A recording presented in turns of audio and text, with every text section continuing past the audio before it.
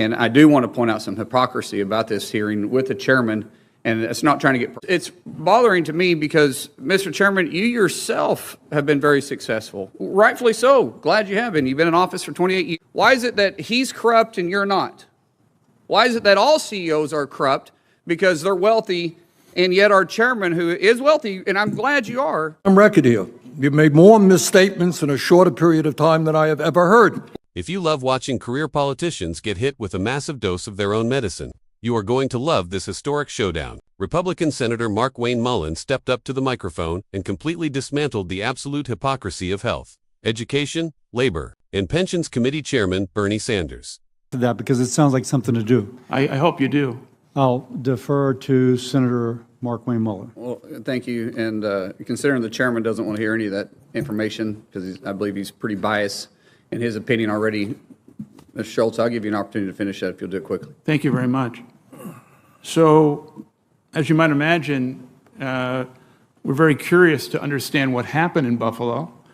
And we later found out that this individual, which was hired in 2020, was paid for and under the employment of the union that was basically trying to organize Starbucks. We later found out there was more than one person. And so you might want to ask yourself, where's the fairness, right, the objectivity, and the integrity of what we're talking about here today? No, and I mean, if you're anti-union as a CEO, you're anti-union busting, or you're for union busting. I'm not saying you're anti-union. I'm just saying that it seems like to me, as a former CEO, not nearly at the success that you were at, sir, and I'm not trying to defend your company because, quite frankly, politically, we're on totally different ends of the spectrum. And so the irony of this hearing is actually kind of funny. And I do want to point out some hypocrisy about this hearing with the chairman, and it's not trying to get personal. All this information is going to be very public. But the fact that you can't defend your company because you want to have a good relationship with your employees and you believe in employee value, which we all do. Any CEO knows that the success of our companies are based on our employees. We get that. But it seems like unions today, all they want to do is fight with their employees or their employer, the same employer that is hiring those team members, and that friction causes a very volatile and tough workplace. And if the company and the employees aren't in the same boat, rowing in the same direction, then they can't. Neither one can be successful. And unions themselves, if you're part of a union, you can never be an executive, you can never be a manager, and never be a CEO. And if you can't be an executive or a manager or the CEO, then how are you actually going to implement the changes that the unions want in those positions to begin with? And it seems like they actually hold back their team members. Mm-hmm. But I take offense to the chairman pointing out that all CEOs are corrupt because they're millionaires. You know, if you make a lot of money, you're corrupt. It's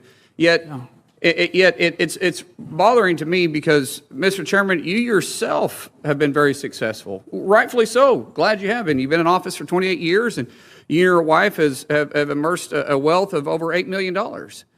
And in fact, your quote on being wealthy and being a millionaire was, well, if you write a bestseller, you can be a millionaire too. If you can be a millionaire, why can't Mr. Schultz and other CEOs be millionaires and be honest too? If that's the case, then why is it that Mr. Schultz, who actually creates jobs and a bestseller of a book isn't creating any jobs? Why is it that he's corrupt and you're not? Why is it that all CEOs are corrupt because they're wealthy, and yet our chairman, who is wealthy, and I'm glad you are, you're not? Guys, the government's role is to create an environment for entrepreneurs, for go-getters, for world changers, to be successful in life. The U.S. government is designed for people that want to succeed can. We can go out and achieve anything that we choose to. But when you lean towards socialism, what you think is government is the answer and unions are the choice. And if you're against us, then you're dead wrong and you must be corrupt. That's not the world we're living in. That's not the America that we believe in. And I'm not against unions. If you want to choose to be in a union, be in a union. But if you choose not to, then you choose not to. And that's why I'm good with right-to-work states. That's honestly why unions actually thrive in Oklahoma, and we're right-to-work states, because it creates a happy environment and a good environment, because employees get to choose what they want to be part of. And the employer can have a say in it. What is wrong with choice? What is wrong with employees having a choice? What is wrong with the CEO defending his company and openly saying that he is providing good benefits and paying higher than everybody else? But yet, if you're not part of a union, you're also paying starvation wages. What hypocrisy! What bias! Chairman, you are chair of the Health, Education, Labor, and Pension Committee. We shouldn't have a biased approach. We should have what's best for America and all those that want to thrive and work in it. And so while we politically disagree, Mr. Schultz, I applaud you for your success. And I applaud all the CEOs out there for their success and all the employees that work hard, that's in the same boat, that's making their companies great. Thank you. Thank you. Thank you. Well, let me respond. The senator did mention my name, I think. And I think you got an all-time record here. You've made more misstatements in a shorter period of time than I have ever heard. Please correct me. Well, if I'm because worth it's $8 all million, public. excuse me. It's all public. Excuse me. Yeah, go ahead. All right? Excuse me. Yes, sir. If I'm worth $8 million, that's good news to me. I'm not aware of it. That's a lie. All right? Number two. Part of public records. You're probably looking at some phony right-wing internet stuff. It ain't true. No, All right? You should read beyond that. It is not true. it's All part right? of public records. No, it is not public record. Okay. Well, you made It is not $1.7 million on your book. public record. You made All right? It is- 1.7 on your book. Excuse me. I've got the mic now. Number you not two, make the statement I that if have you want to the be a mic millionaire? now. I've got it. Did you had not your make time. that statement? You had your time. Okay. All right? You're not telling the truth. Second of all, you got no evidence that I have ever said that all CEOs are corrupt. I have never, ever said that. Probably not all, but well, every time you talk probably about not, then CEOs, you do shouldn't say that. Say it. Furthermore, what this hearing is about is whether or not you talk about being pro-union. Really, what this hearing is about is whether workers have the constitutional right to form a union.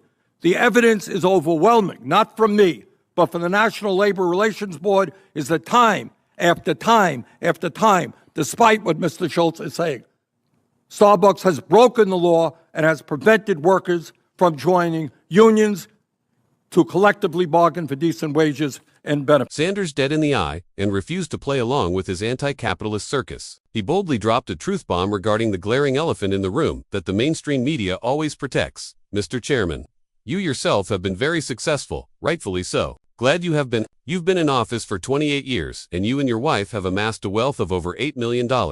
And in fact, your quote on being wealthy and being a millionaire was, well, if you write a bestseller, you can be a millionaire, too. If you can be a millionaire, why can't Mr. Schultz and other CEOs be millionaires and be honest, too? Boom. Mullin paralyzed the room by asking the ultimate question. Why is it perfectly fine for Bernie Sanders to make millions of dollars writing a book that creates 0 jobs? But when an American entrepreneur like Starbucks CEO Howard Schultz makes millions building a global company that employs hundreds of thousands of people, they are instantly labeled corrupt. Mullin didn't stop there. He aggressively championed the core of the American dream. He reminded the room that the United States government was explicitly designed to create an environment where go-getters, entrepreneurs, and world changers can freely succeed, not be punished or demonized for it. He exposed the sheer arrogance of the socialist worldview, pointing out that under Bernie's ideology, the government is always the only answer. Mandatory unions are the only option, and anyone who proudly defends private business is immediately smeared. Mullin fearlessly stood up for right-to-work states like Oklahoma, explaining that real freedom means workers get a choice,